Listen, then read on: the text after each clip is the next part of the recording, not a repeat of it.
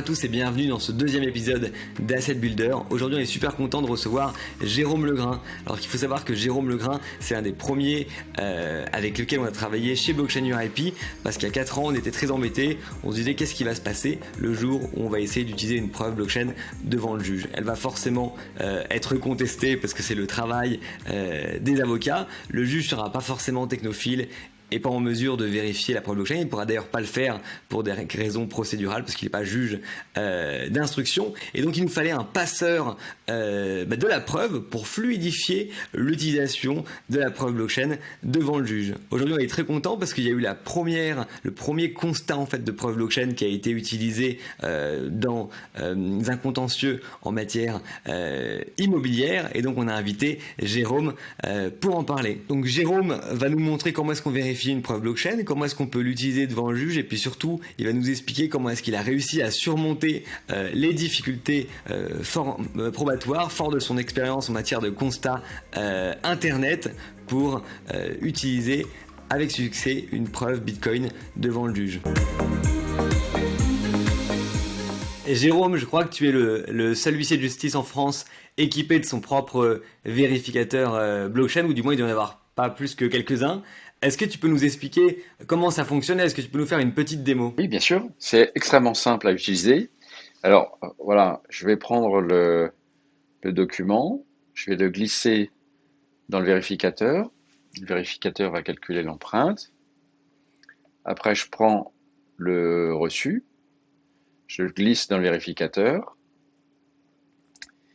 et donc apparaît sur l'écran du vérificateur la date à laquelle le document a été ancré dans la blockchain. Alors ça, on comprend que c'est quelque chose qu'on peut utiliser dans la vie des affaires, mais lorsqu'on est obligé d'aller devant le juge, comment est-ce que ça se passe en pratique? On fait exactement ce qu'on vient de faire ensemble, et on rédige un document qui va être la présentation de cette vérification pour le juge, puisque le juge, lui, ne peut pas faire cette vérification lui-même.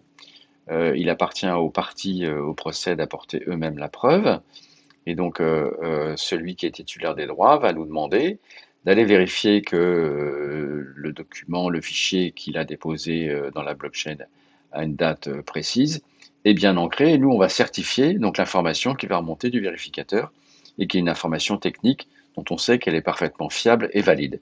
Et donc on va dire au juge, eh bien ce document dont on a revérifié l'empreinte, il a effectivement été déposé dans la blockchain à la date que nous allons indiquer dans le procès verbal. En fait, on raisonne un peu par analogie ou transposition de ce qu'on faisait déjà dans d'autres domaines avant l'arrivée de la blockchain. On faisait déjà des vérifications d'existence de dessins, par exemple, dans des cahiers de laboratoire. On faisait également des extraits de pages qui pouvaient se situer dans des registres paraphés qui étaient délivrés par le tribunal de commerce, des registres d'assemblées d'associés, par exemple. Donc c'est quelque chose qu'on sait déjà faire, c'est consulter un registre, regarder qu'il y a une information dedans et certifier qu'elle y est. C'est ni plus ni moins que ce que l'on fait lorsque l'on vérifie qu'un fichier dont on connaît l'empreinte est inscrit dans la blockchain. La blockchain qui est un grand registre dont on ne peut pas modifier les pages. C'est ça, c'est-à-dire que les gens ont l'impression, ils sont toujours un petit peu étonnés quand on dit qu'on va faire ce constat de validité de preuve blockchain a posteriori, parce qu'ils ont l'impression qu'on a une preuve qui ne se suffit pas, alors que c'est pas du tout ça la question. La question c'est de l'utiliser devant le juge, et c'est quelque chose qui se faisait déjà très régulièrement, notamment avec des enveloppes sous l'eau, quand on sait pas, quand on sait plus ce qu'il y a dedans. Bien sûr, alors on en fait encore on fait encore ce genre de constat pour les enveloppes solo. Et effectivement, William, il y a beaucoup de gens qui ont fait beaucoup de dépôts dans l'enveloppe solo et qui savent plus très bien ce qu'il y a dedans. Donc on nous demande de les ouvrir, de constater ce qu'il y a à l'intérieur de l'enveloppe, euh, d'en faire des copies et de certifier qu'à la date où on ouvre l'enveloppe solo, eh bien, il y a un dessin qui comporte des éléments qui donnent date certaine au moment où on a fermé l'enveloppe. Tu as fait le premier constat justement de preuve blockchain qui a été utilisé devant le juge. Est-ce que tu peux nous raconter comment est-ce que tu t'y es pris pour qu'une personne qui n'est pas forcément technophile comprenne cette preuve et qu'on n'ait pas besoin d'avoir recours à un expert en cryptographie, ce qui en ferait en fait la preuve la plus chère jamais inventée, et c'est pas du tout le but de la preuve blockchain. Oui, alors l'idée pour nous, c'est de présenter au juge quelque chose de simple, qui lui fasse surtout pas peur, parce que la technologie, il y a toujours une espèce d'appréhension, surtout quand on commence à utiliser ce type de technologie. Donc nous, on est des passeurs de preuves, hein, c'est notre métier. Donc on sait rédiger, présenter quelque chose qui est intelligible, compréhensible et surtout qui a une grosse force probante qui est euh, qui- un constat d'huissier, c'est une valeur juridique forte qui fait foi jusqu'à preuve contraire. Donc c'est quelque chose d'extrêmement solide. Donc on sait bien faire ça, c'est notre métier, hein. Notre métier c'est la preuve. Donc dans ce constat dont on parle, il s'agissait d'une application mobile mise au service des gens qui font des affichages de panneaux de permis de construire ou des panneaux de permis de démolir sur des terrains. Et donc l'application permet de prendre en photo le panneau. Au moment où on prend la photographie est donc inscrite dans la blockchain. Et on nous a demandé donc de vérifier qu'une photo était inscrite à une date donnée, puisque c'est l'affichage qui fait courir les délais de recours. On a fait exactement ce qu'on vient de faire ensemble, hein. On a pris ce fichier image, on l'a mis dans notre vérificateur de blockchain, on a suivi la procédure que nous venons de faire ensemble, et on a pu donc constater que ce fichier image avait été déposé dans la blockchain à une date qui permettait donc aux demandeurs de faire valoir des droits d'affichage à une date précise et donc de démontrer que les délais de recours avaient couru. Cette preuve a été présentée devant le tribunal administratif de Lyon, dans le cadre d'un référé. Malheureusement, le tribunal n'a pas abordé le sujet de la preuve blockchain.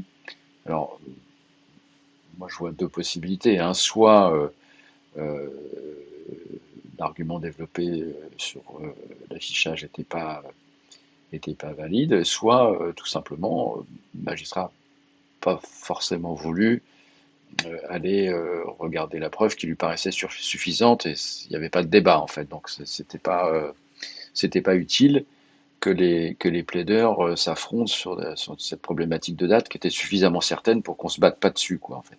Voilà l'analyse. Et donc on a fait un constat euh, de la manipulation qu'on a faite ensemble. Je prends un fichier, je vérifie son empreinte, je prends son certificat, je vérifie que ce fichier a été déposé dans la blockchain et le vérificateur me donne une date qui est une date qui est certaine techniquement et que nous on fait ressortir dans notre PV, tout simplement. Jérôme, on sait qu'en Chine, ils sont allés encore plus loin parce qu'ils ont un tribunal internet et ce tribunal, il est venu valider un constat de capture d'écran sur un site sur lequel il y avait une contrefaçon. Est-ce que tu peux nous expliquer pourquoi est-ce que ce genre de cas d'usage n'est pas envisageable en France aujourd'hui? Ah, il n'est pas du tout envisageable, hein. Enfin, de mon point de vue, parce que d'abord les règles du constat Internet en France sont déjà très très précises et contraignantes. Donc il y a des cas de nullité qui sont vraiment délimités par la jurisprudence notamment. Et on sait bien qu'une image, avant qu'on la dépose dans la blockchain, on fait à peu près ce qu'on veut avec. Donc je pense que maintenant,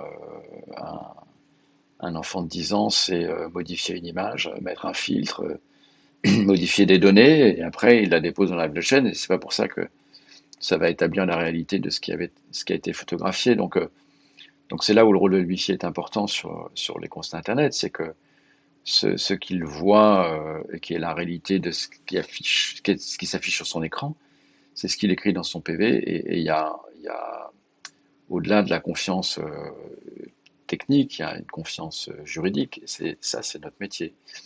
C'est pour ça qu'on est là, hein. C'est pour ça qu'on a la confiance des juges. C'est pour ça qu'on fait des preuves qui sont solides. C'est-à-dire qu'en matière de création, quand bien même tu viendrais modifier ton site internet, par exemple, ou ta création avant de la mettre dans la blockchain, ça resterait quand même dans ta création. Donc ça poserait pas de problème d'un point de vue du droit d'auteur et donc cette preuve d'antériorité.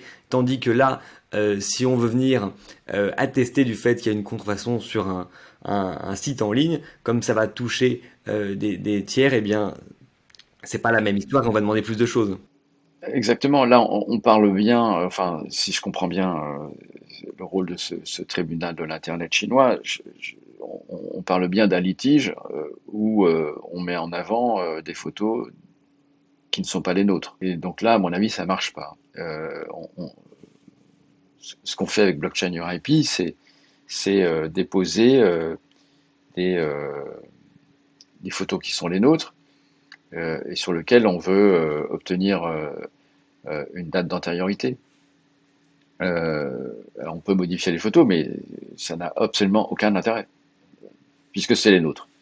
Le problème, c'est si on modifie la preuve euh, de ce qui existe sur un site qui n'est pas le nôtre, par exemple, sur un site internet qui n'est pas le nôtre, euh, et qui pourrait essayer de démontrer que quelqu'un contrefait notre création. Ça marche pas. Enfin, typiquement, ça peut pas marcher. Enfin, je vois pas comment ça peut marcher. Aujourd'hui, c'est quoi ton conseil pour les entreprises? Quand est-ce qu'on fait un constat d'huissier? Quand est-ce qu'on fait une preuve blockchain? Est-ce qu'on peut associer dans sa stratégie à la fois la preuve blockchain et le constat d'huissier? Qu'est-ce que tu conseillerais en état de la jurisprudence actuelle? Alors, mon conseil, déjà, c'est enfin, ceux qui ont l'habitude de faire des dépôts réguliers, typiquement le catalogue automne-hiver, printemps-été, etc., changez rien. Voilà, ça, faut continuer à le faire. Ça, c'est une certitude. Euh, le, la nouveauté du dépôt blockchain, c'est ce qui se passe entre les deux créations, quoi. C'est un outil qui est très pratique au fil de l'eau et qui permet de sécuriser la création avant qu'elle soit aboutie. Moi, je le vois comme ça, hein. Et là, effectivement, il y a un danger, hein. Enfin, on sait très bien qu'entre le premier coup de crayon et le moment où ce sera sur l'étagère du magasin, il se passe un temps qui est quand même important. Et là, il peut arriver plein de choses, hein. Le vol par un concurrent, le vol par un salarié, un piratage informatique, j'en sais rien. Mais enfin là, il y a un danger.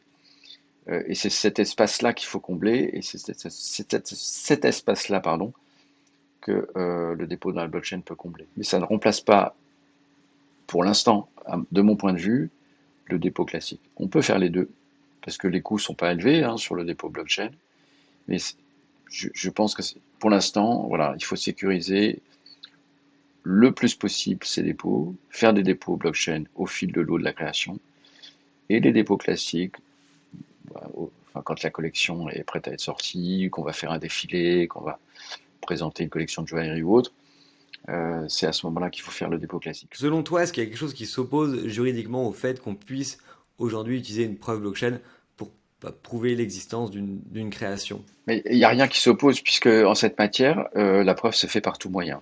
Donc c'est une des preuves.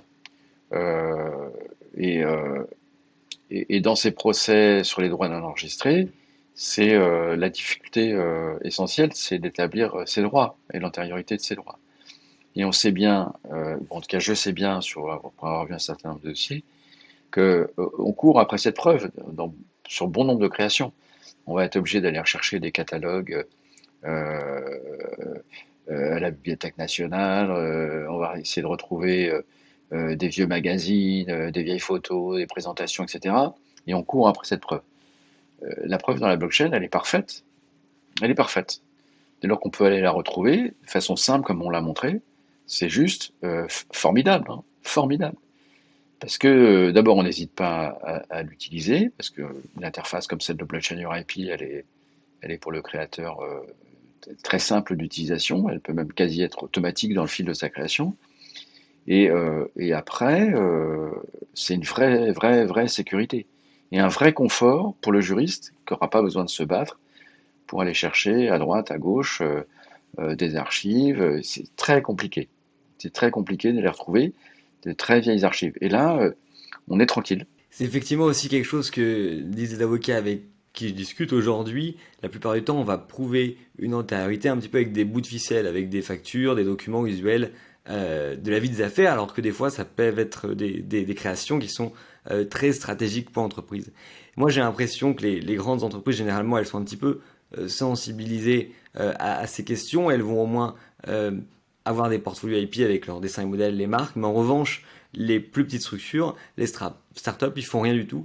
Et j'ai souvent l'impression en fait que la propriété intellectuelle, c'est forcément quelque chose qui s'apprend dans la douleur. C'est-à-dire que les gens viennent te voir une fois qu'ils ont eu un problème. Je sais pas si c'est une observation que tu partages. Mais c'est exactement ça. Il faut d'abord, il faut prendre une gifle pour comprendre que c'est important. On le voit dans bon nombre de cas, hein. Et c'est pas seulement pour les startups, hein. Il y a aussi des grosses entreprises avec beaucoup de création euh, où c'est compliqué de mettre en lien les créatifs, qui sont des artistes, avec les juristes qui vont essayer de prendre des mesures pour sécuriser la propriété intellectuelle. C'est-à-dire que à l'intérieur des entreprises, cette communication-là sur l'importance de la propriété intellectuelle, elle n'est pas forcément une évidence pour les artistes. C'est compliqué de faire comprendre aux artistes que c'est important, et les juristes n'y arrivent pas. Ce patrimoine-là, qui est extrêmement fondamental pour des entreprises voilà, dont c'est le fonds de commerce, hein, euh, mettre en place des process, ben, on ne le voit pas partout, et même dans les grandes entreprises. Alors dans les startups, c'est encore pire, hein. Euh, dans les grandes entreprises, c'est pas tout le temps. Pas tout le temps. Souvent, mais pas tout le temps.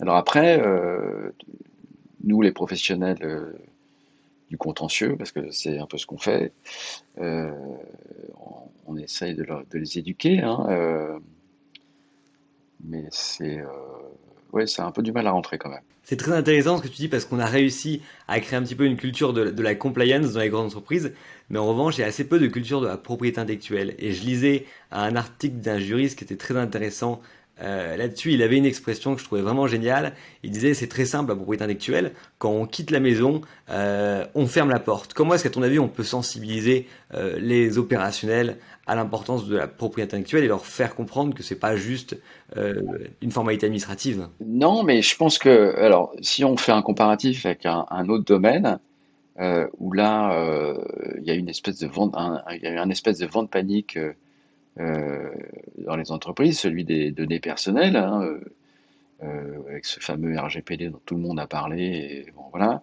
et ça a été dans les entreprises une révolution où on a mis en place des gens dont c'était le métier unique. Bon, si on est capable de faire ça avec la donnée personnelle, euh, qui est aussi intéressante comme donnée que la donnée de propriété intellectuelle, on doit être capable de le faire pour l'API. Enfin, ça paraît assez évident, quoi. Parce que c'est juste une question de process. Les données personnelles, c'est une question de process en interne. La propriété intellectuelle, ça peut être pareil. Et c'est pas plus difficile. C'est peut-être même plus simple. Donc, si on est capable de le faire pour les données personnelles, avec des trucs qui sont quand même extrêmement contraignants et compliqués, on est capable de le faire pour la propriété intellectuelle. Je pense que c'est jouable. Est-ce que tu penses que c'est par rapport au fait que peut-être le RGPD, les gens ils ont peur de la punition, alors que pour la propriété intellectuelle, bah, il n'y a pas de punition? Mais bien sûr, mais bien sûr. Les données personnelles, tu as une sanction immédiate. La sanction, elle est pénale, elle est compliquée t'as de la responsabilité personnelle. Le juriste qu'oublie d'enregistrer le catalogue, machin, je te dirais, c'est bon, voilà, tant pis, ok, c'est que des sous. Si c'est de la donnée personnelle, c'est pas la même sanction. Mais parce qu'il y a une sanction administrative. Là, il n'y a pas de sanction administrative, il n'y a pas de sanction pénale. C'est que le patrimoine de l'entreprise, ça concerne que l'entreprise, ça concerne personne d'autre. Mais si on est capable de mettre des process en route pour protéger ces données personnelles, on doit être capable de faire, enfin de dupliquer ou par analogie faire à peu près pareil pour la propriété intellectuelle, ou en tout cas être aussi vigilant pour sa propriété intellectuelle qu'on l'est pour ses données personnelles. Ça ne doit pas être très difficile.